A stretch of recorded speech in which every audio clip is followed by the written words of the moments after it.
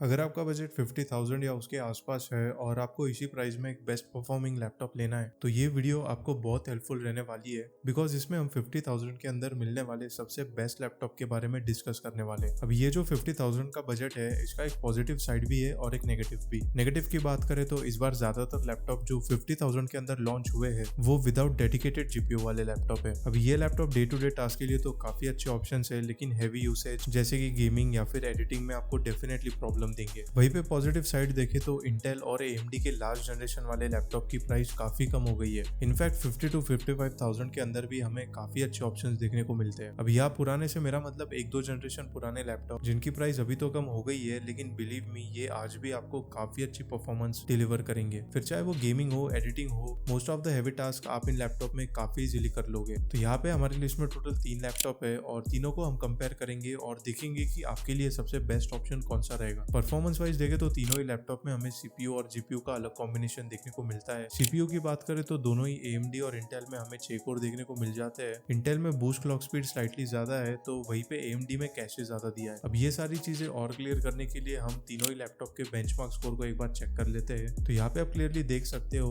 Asus TUF F15 या single और multi core दोनों में ही सबसे ज्यादा स्कोर कर रहा है। HP Victus भी काफी क्लोज है थैंक्स टू इस Radeon RX 6500M GPU जो ऑन पेपर तो RTX 2050 से बहुत सारी चीजों में बेटर है, लेकिन स्टिल इंटेल और एनवीडिया का कॉम्बिनेशन इसे आप बीट कर रहा है। बिकॉज अगर आप CPU देखोगे तो वो दोनों ही लैपटॉप में सेम देखने को मिलते हैं, लेकिन GPU के कॉम्बिनेशन की वजह से परफॉर्मेंस में यहाँ पे डिफरेंस है। Asus VivoBook की बात करें तो यहाँ पे स्कोर में काफी डिफरेंस है because Ryzen 5 5600HS basically low power consumption CPU है और यही सेम सिनेरियो इसके GPU RTX 2050 का भी है जिसके थर्मल पावर को सिर्फ 50 तक ही लिमिट किया है। अब ऐसा क्यों किया है उसे हम थोड़ी देर में डिस्कस करेंगे, लेकिन अभी के लिए performance wise Asus TUF F15 is the clear winner. Ports की बात करें तो तीनों ही लैपटॉप में हमें सारे मेजर पोर्ट देखने को मिल जाते हैं, लेकिन Asus TUF F15 में आपको थंडरबोल्ट 4 का भी सपोर्ट देखने को मिलता है जो कि इस प्राइस रेंज में काफी रेयर है। इसी के साथ तीनों ही लैपटॉप में Type-C का पोर्ट भी दिया गया है, लेकिन ये चार्जिंग को सपोर्ट नहीं करता। तीनों ही लैपटॉप की बैटरी और चार्जिंग डिटेल को आप स्क्रीन पर देख सकते हो। यहाँ पे HP Victus में Asus के दोनों लैपटॉप से बेटर बैटरी देखने को मिल जाती है, तो बैटरी डिपार्टमेंट में मैं कहूंगा HP Victus यहाँ पे विनर है। अब क्योंकि ये तीनों गेमिंग लैपटॉप है तो मैक्सिमम आउटपुट के लिए मैं रेकमेंड करूंगा इसे हमेशा चार्जर कनेक्ट करके ही यूज करना।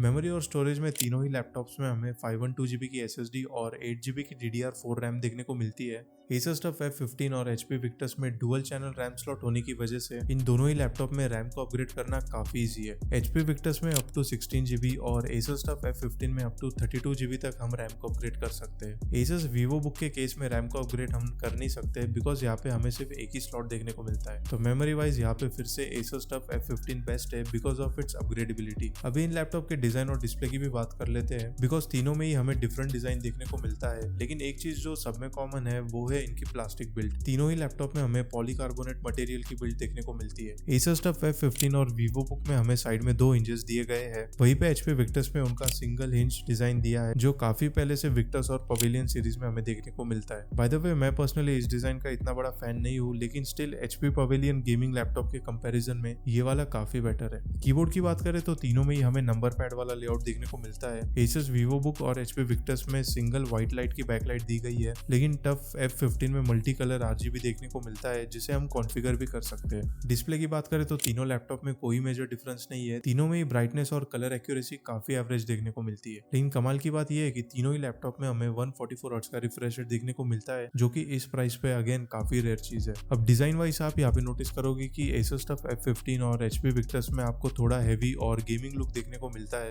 वहीं पे Asus VivoBook इनके कंपैरिजन में काफी लाइट वेट और स्लिम डिजाइन के साथ आता है। और जैसे कि हमने पहले Asus VivoBook के थर्मल लिमिटेशन को डिस्कस किया था, तो उसका भी यही रीजन है बिकॉज कम जगह में यहाँ Asus ने डेडिकेटेड GPU और बैटरी दोनों को मैनेज किया है और यही इस लैपटॉप की खासियत भी बन जाती है बिकॉज इस प्राइस पॉइंट पे ये कॉम्बिनेशन सिर्फ Asus ही प्रोवाइड कर रहा है। तो आई थिंक हमने सारी मेजर चीजें कवर कर ली है। अब बात कर लेते हैं फाइनल वर्डिक्ट की। तो इन तीनों में से क्लियरली मैं बेस्ट कैटेगरी में Asus TUF F15 को रखूंगा बिकॉज Intel i5 11400H और RTX 2050 का कॉम्बिनेशन इस प्राइस में सबसे बेस्ट आउटपुट डिलीवर कर रहा है। डिजाइन वाइज भी मुझे personally Asus TUF F15 HP Victor से काफी बेटर लगता है। बाकी सारी चीजें ऑलमोस्ट तीनों ही लैपटॉप में सेम देखने को मिल जाती है। अब HP Victors भी यहाँ पे ज्यादा पीछे नहीं है। डेफिनेटली यहाँ पे HP ने दोनों CPU और GPU AMD का कॉन्फ़िगरेशन देके अच्छा एक्सपेरिमेंट किया है, लेकिन इस कंपैरिजन में Intel और Nvidia का कॉम्बिनेशन AMD से बेटर परफॉर्म कर रहा है। अब ऑन पेपर तो ऐसा नहीं दिखता, लेकिन बिलीव मी, मैंने तीनों ही लैपटॉप के बहुत सारे रिव्यूज को देखा है और उन सारे रिव्यू और रिसर्च को कंबाइन करके ही मैं इतना कॉन्फिडेंटली कह रहा हूँ। Asus VivoBook की बात करें तो ये लैपटॉप उनको रेकमेंड करूंगा जो एकदम ही बिगिनर्स है, फर्स्ट टाइम लैपटॉप को परचेस करने वाले हैं, या फिर जिनको उनकी रिक्वायरमेंट पता है, जिनको ज्यादा हैवी और गेमिंग डिजाइन वाला लैपटॉप नहीं चाहिए, एक लाइट वेट और पोर्टेबल लैपटॉप चाहिए जिसमें स्टिल वो सारे काम कर पाए, उनके लिए डेफिनेटली ये इस प्राइस रेंज में सबसे बेस्ट ऑप्शन है। बिकॉज VivoBook में आपको डेडिकेटेड CPU भी देखने को मिलता है जो इसके कॉम्पिटिशन के किसी भी लैपटॉप में नहीं है। तो यही था आज के इस वीडियो में। आई होप आपको वीडियो इन्फॉर्मेटिव लगा होगा। अगर आपको इनमें से किसी भी लैपटॉप को परचेस करना है तो डिस्क्रिप्शन में मैंने इन सबके लिंक डाल दी है, वहां से आप इन्हें डायरेक्टली चेक कर सकते हो। तब तक के लिए मैं मिलूंगा आपको नेक्स्ट वीडियो में।